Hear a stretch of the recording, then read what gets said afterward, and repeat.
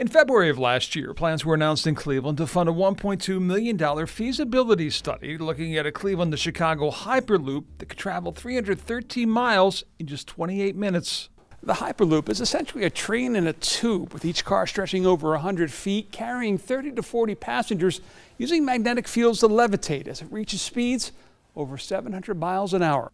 The feasibility study was announced in February. Funding, which is being split between the Northeast Ohio Coordinating Agency, or NOACA, and the Illinois Department of Transportation, it wasn't approved until June. So the study is still ongoing. What they're looking at? Where should it go along? What are the best right-of-ways that we can use?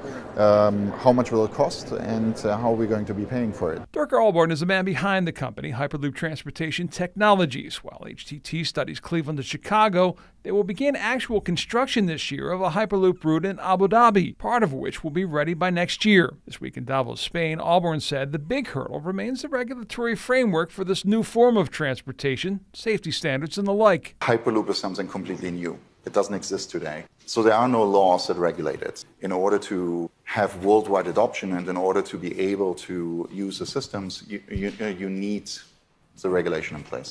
The Hyperloop will be expensive to build, but inexpensive to operate, literally producing more energy than it uses. Everything that we have seen so far, the studies that we have done, show a return of investment from 8 to 12 years, which is something incredible. That's something that in transportation hasn't really been seen.